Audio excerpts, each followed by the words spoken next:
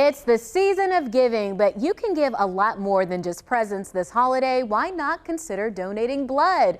You have the chance to do it at WFMY News 2's Holiday Blood Drive next week. To make sure you're prepared, we have Wes Haynes from the American Red Cross joining us today to answer all of your questions right now. You can text them to us at the number that you see on your screen here. It's 336-379-5775. You can get your questions answered in real time, and remember, it is anonymous. So Wes, let's go ahead and get started. I'm sure a lot of folks have a lot of questions on their mind about blood donation. To get started, who is eligible to donate? So to be eligible, there's a few requirements. One is you have to be either 17 years old or 16 with a parent waiver. If your parent comes in, they can sign the waiver on site. Generally speaking, you have to be fairly healthy.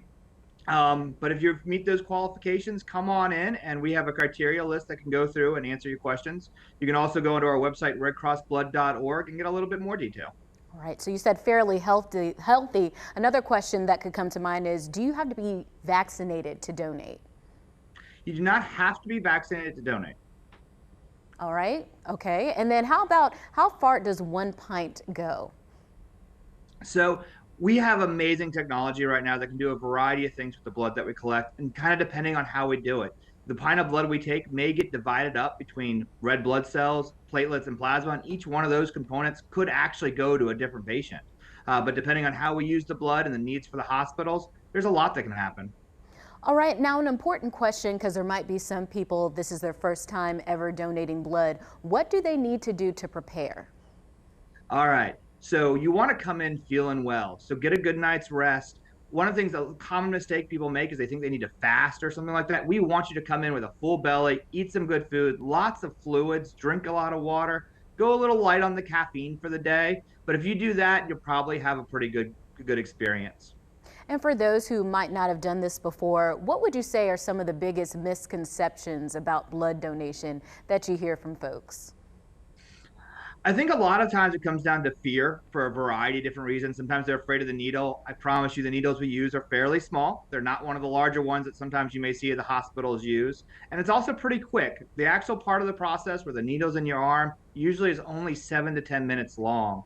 So it doesn't take that long with the process going either. So I think a lot of times it's just fear. All of our needles are one-time use. Everything we do is one-time use just about. So it's a very safe process that we're heavily regulated, and we're always being kind of reviewing our processes. Safe process. I'm sure a lot of people are glad to hear that.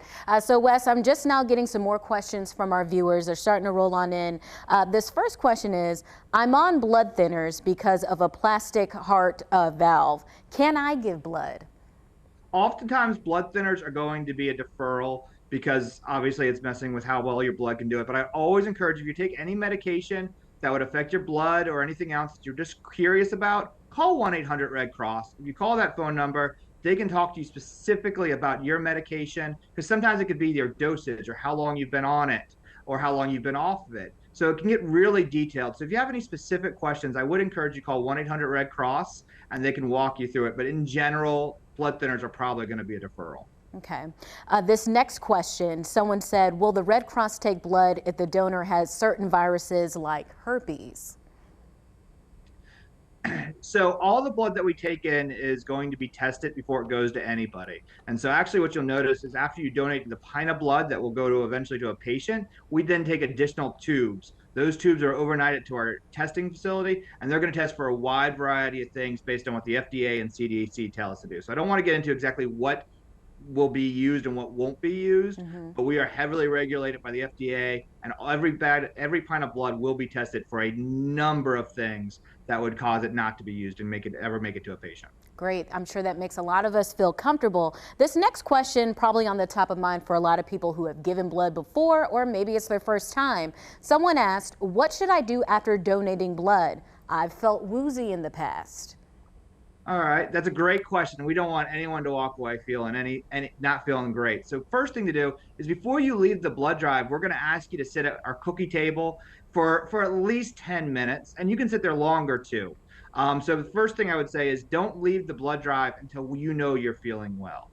A few other things, this goes back to what I said before you donate. Eat a good meal before you come in, have a full belly, drink plenty of water before you come in, go light on the caffeine, and then after you donate, eat some of our snacks. I know Some of it's like vending machine snacks, and some of it may have some sugar, but it's actually good for you after you donate because you want to replenish that. And drink some of our water, drink some of our juice, and just to eat and drink afterwards and sit with us as long as you need to until you feel good. And if for some reason on the rare occasion you really aren't feeling good, we have extra beds where you can lie down. We'll put a fan on you. We'll give you ice. We will take care of you. But you got to let us know how you're feeling. Generally speaking, the vast majority of donors feel great afterwards.